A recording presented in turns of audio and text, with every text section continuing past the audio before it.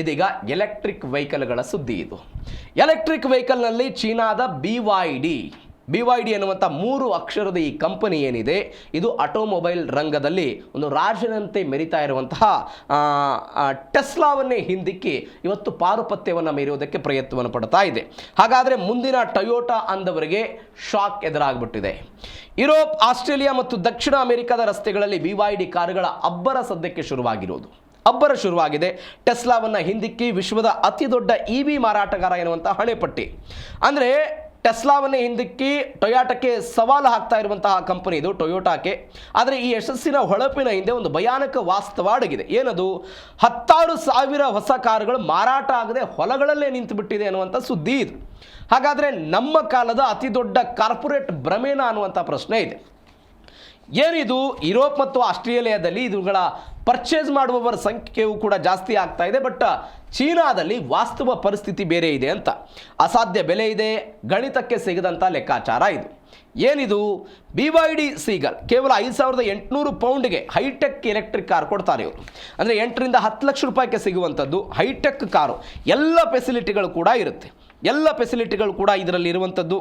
ಆದರೆ ಇತರ ದೇಶಗಳಲ್ಲಿ ಈ EV ತಯಾರಿಕಾ ಅಂದರೆ EV ಕಾರುಗಳ ತಯಾರಿಕಾ ವೆಚ್ಚವೇ 25 ರಿಂದ 35 ಲಕ್ಷ ರೂಪಾಯಿ ಇದೆ. ಇವರು ಅಗ್ಗದ ದರದಲ್ಲಿ ಹೆಂಗೆ ಕೊಡ್ತಾರೆ ಅದು ಸದ್ಯಕ್ಕಿರುವಂಥ ಪ್ರಶ್ನೆ.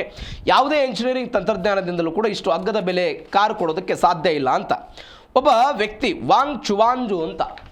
ಈ ವ್ಯಕ್ತಿ ಬಡ ಕುಟುಂಬದಲ್ಲಿ ಜನಿಸಿದಂಥ ವ್ಯಕ್ತಿ. ಈತನದೇ ಈ ಕಂಪನಿ ಇದು. ಆ ಕಾರಣಕ್ಕಾಗಿ ಹೇಳ್ತಾ ಇದ್ದೀನಿ, ಬಡ ಒಂದು ಕುಟುಂಬದಲ್ಲಿ ಈ ವ್ಯಕ್ತಿ ಜನಿಸ್ತಾನೆ. ಅದಾದ ನಂತರ ಈ ವ್ಯಕ್ತಿ ಏನು ಮಾಡ್ತಾನೆ, ಬೇರೆ ಬೇರೆ ಸಹಾಯದಿಂದ ಶಿಕ್ಷಣ ಪಡೆದುಕೊಂಡು 1995ರಲ್ಲಿ ಒಂದು $4 ಲಕ್ಷ ಸಾಲ ಮಾಡಿ ಒಂದು ಕಂಪನಿಯನ್ನು ಶುರು ಮಾಡ್ತಾನೆ. ಈ ಕಂಪನಿಯನ್ನು ಶುರು ಮಾಡಿದ ನಂತರ ಈ ವ್ಯಕ್ತಿ ಒಂದು ಕಂಪನಿ ಕಾರನ್ನು ತೆಗೆದುಕೊಳ್ತಾನೆ, ಕಂಪನಿಯನ್ನು ಖರೀದಿ ಮಾಡ್ತಾನೆ. ಈ ಸಾಹಸ ಶುರುವಾದ ಮೇಲೆ 2008ರಲ್ಲಿ ವಾರನ್ ಬಫೆಟ್ ಈ ಕಂಪನಿಯಲ್ಲಿ ಹೂಡಿಕೆ ಮಾಡೋದಕ್ಕೆ ಶುರು ಮಾಡ್ತಾರೆ.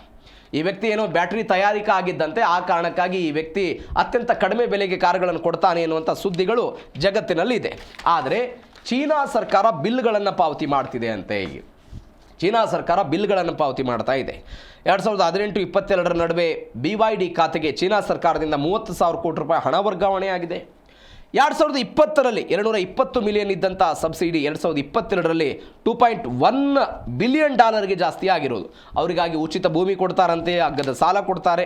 ಇದರ ಜೊತೆಗೆ ಸಾಮಾನ್ಯ ಜನರಿಗೂ ಕೂಡ ಈ ಆಧುನಿಕ ಫೀಚರ್ ಇರುವಂಥ ಕಾರು ಸಿಗಲಿ ಅನ್ನೋ ಕಾರಣಕ್ಕಾಗಿ ಎಲ್ಲವನ್ನು ಕೂಡ ಸವಲತ್ತುಗಳನ್ನು ಕೊಡ್ತಾ ಇದ್ದಾರೆ ಅಂತ. ಚೀನಾ ಸರ್ಕಾರದಿಂದ 30,000 ಕೋಟಿ. 2022ರಲ್ಲಿ $2.2 ಬಿಲಿಯನ್ ಹಣ, ಅದು 31% ಇದ್ದಿದ್ದು 38%ಗೆ ಏರಿಕೆ ಆಯಿತು. ಸಬ್ಸಿಡಿಯು ಕೂಡ ಜಾಸ್ತಿ ಆಯಿತು. ಇದರ ಜೊತೆಗೆ ಕಡಿಮೆ ಬೆಲೆಯಲ್ಲಿ ಅವುಗಳೆಲ್ಲವನ್ನು ಕೂಡ ಕೊಡೋದಕ್ಕೆ ಶುರುವಾಯಿತು. ಈಗ ನಮಗೆ ಕಾಡುವಂತಹ ಪ್ರಶ್ನೆ ಏನು ಅಂತ ಹೇಳಿದ್ರೆ, ಚೀನಾ ಸರ್ಕಾರ ಆರ್ಥಿಕ ವಂಚನೆಯ ಆಟವನ್ನು ಆಡ್ತಾ ಇದೆಯಾ? ಯಾಕೆ ಈ ಪರಿಪ್ರಮಾಣದಲ್ಲಿ BYD ಕಂಪನಿಯ ಇವೆಲ್ಲ ಬಿಲ್ಗಳನ್ನು ಪಾವತಿ ಮಾಡ್ತಿದೆ ಅಂತ? BYD ಅಂತ ಹೇಳಿದ್ರೆ ಬಿಲ್ಡ್ ಯುವರ್ ಡ್ರೀಮ್ಸ್ ಅಂತ, ಕನಸನ್ನು ಕಟ್ಕೊಳ್ಳಿ ಅಂತ. ಆದರೆ ಚೀನಾ ಇದರಲ್ಲಿ ಆರ್ಥಿಕ ವಂಚನೆಯ ಆಟ ಆಡ್ತಿದೆ ಅನ್ನುವಂಥ ಸುದ್ದಿಗಳಿದೆ. ಇದರ ಜೊತೆಗೆ ಮತ್ತೊಂದು ಬೆಳವಣಿಗೆ ಅಂತ ಹೇಳಿದರೆ, ಇದೇ ಕಂಪನಿಯಲ್ಲಿ ಪ್ಯಾಂಟಮ್ ಸೇಲ್ಸ್ ಮತ್ತು ಸಂಚಿನ ಸಾಮ್ರಾಜ್ಯ ಇದೇ ಇರೋದು ಸುದ್ದಿ. ಏನಿದು? ಇದು ಕೇವಲ ವ್ಯಾಪಾರ ಅಲ್ಲ. ಇದು ಕೇವಲ ವ್ಯಾಪಾರ ಏನೋ ಕಾರು ಉತ್ಪಾದನೆ ಮಾಡ್ತಿದ್ದಾರೆ, ಕಾರನ್ನು ಗ್ರಾಹಕರಿಗೆ ಕೊಡ್ತಿದ್ದಾರೆ, ಇಲ್ಲ. ಇಲ್ಲೊಂದು ಆರ್ಥಿಕ ಯುದ್ಧ ಇದೆ. ಏನು ಆರ್ಥಿಕ ಯುದ್ಧ? ಚೀನಾದಲ್ಲಿ ಇವತ್ತು ನಡೀತಾ ಇರುವಂಥ ಅತಿ ದೊಡ್ಡ ಹಗರಣ ಅಂತ ಇದನ್ನು ಹೇಳಲಾಗುತ್ತೆ. ನೀವು ಸರ್ಕಾರ ಸಬ್ಸಿಡಿ ಕೊಡೋದು, ಕಡಿಮೆ ಬೆಲೆಗೆ ಕಾರುಗಳನ್ನು ಮಾರಾಟ ಮಾಡುತ್ತೀವಿ, ಯುರೋಪ್ನಲ್ಲಿ ಜಾಸ್ತಿ ಆಯಿತು, ಬೇರೆ ಬೇರೆ ಕಂಟ್ರಿಗಳೆಲ್ಲ ಜಾಸ್ತಿ ಆಯಿತು ಅಂತ ಹೇಳ್ತೀವಿ. ಆದರೆ ದಾಖಲೆಗಳಲ್ಲಿ ಮಾತ್ರ ಕಾರು ಅತ್ಯಧಿಕವಾಗಿ ಮಾರಾಟ ಆಗಿದೆ, ಡಾಕ್ಯುಮೆಂಟ್ಸ್ನಲ್ಲಿ ಮಾತ್ರ ಕಾರುಗಳು ಅತ್ಯಧಿಕವಾಗಿ ಮಾರಾಟ ಆಗಿದೆ ಅಂತ ಹೇಳಿ ಸರ್ಕಾರದಿಂದ ಸಬ್ಸಿಡಿ ಪಡೆಯುವ ಪ್ರಯತ್ನವನ್ನು ಈ ಕಂಪನಿ ಮಾಡ್ತಿದೆ ಅಂತ. ಚೀನಾ ಸರ್ಕಾರ 31% ಇದ್ದಿದ್ದನ್ನು 38%ಗೆ ಏರಿಕೆ ಮಾಡುತ್ತೆ ಅಂತ ಹೇಳಿದ್ರೆ, ನೋಡಿ ಸೇಲ್ ಜಾಸ್ತಿ ಇದೆ, ಸಬ್ಸಿಡಿ ಕೊಡಿ ಅಂತ. ಆದರೆ ವಾಸ್ತವದಲ್ಲಿ ಹಾಗೆ ಮಾರಾಟ ಆಗಿಲ್ಲ. ಈ ಕಾರುಗಳನ್ನು ಗುಜರಿಗೆ ಹಾಕುವಂಥ ದಂಧೆಯನ್ನು ಮಾಡ್ತಿದ್ದಾರಂತಲ್ಲಿ. ಅಂದರೆ ಕಾರುಗಳು ಉತ್ಪಾದನೆ ಆಗುತ್ತೆ, ಎಲ್ಲವೂ ಆಗುತ್ತೆ, ಅದಾದ ನಂತರ ಅವುಗಳನ್ನು ಗುಜರಿಗೆ ಹಾಕುವಂಥ ಆರೋಪ ಕೇಳಿ ಬಂದಿದೆ. ಟೆಸ್ಲಾ ಅಥವಾ ಟೊಯೋಟಾದಂಥ ಕಂಪನಿಗಳನ್ನು ಆರ್ಥಿಕವಾಗಿ ಕೊಂದು ಜಗತ್ತಿನ ಸಾರಿಗೆ ವ್ಯವಸ್ಥೆಯನ್ನು ತನ್ನ ಹಿಡಿತಕ್ಕೆ ತೆಗೆದುಕೊಳ್ಳುವುದಕ್ಕೆ ಚೀನಾ ಹೆಣೆದಿರುವಂಥ ಒಂದು ಚಕ್ರವ್ಯೂಹ ಅಂತ ಇದನ್ನು ಹೇಳ್ತಿದ್ದಾರೆ. ಆದರೆ ವಿಪರ್ಯಾಸ ಅಂತ ಹೇಳಿದರೆ ಈ ಪರಿಪ್ರಮಾಣದಲ್ಲಿ ಉತ್ಪಾದನೆ ಆಗುವಂಥ ಈ ಎಲ್ಲ ಕಾರುಗಳು ಚೀನಾದ ಹೊಲಗಳಲ್ಲಿ ಅನಾಥವಾಗಿ ಬಿದ್ದಿವೆ.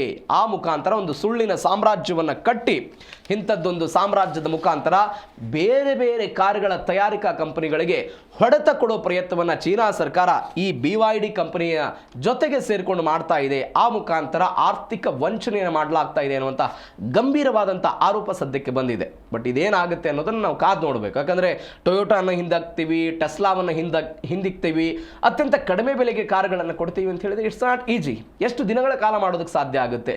ಬಟ್ ಇದನ್ನು ಅವರು ಮಾಡ್ಕೊಂಡು ಹೋಗ್ತಾ ಇದ್ದಾರೆ. ಚೀನಾದ ಸರ್ಕಾರವೂ ಕೂಡ ಇದಕ್ಕೆ ಸಬ್ಸಿಡಿ ಕೊಡ್ತಾ ಇದೆ. ಇದೊಂಥರ ವಿಚಿತ್ರ ಘಟನೆ, ಇದು ಚೀನಾದಲ್ಲಿ ಆಗಿರುವಂಥ ಬೆಳವಣಿಗೆ.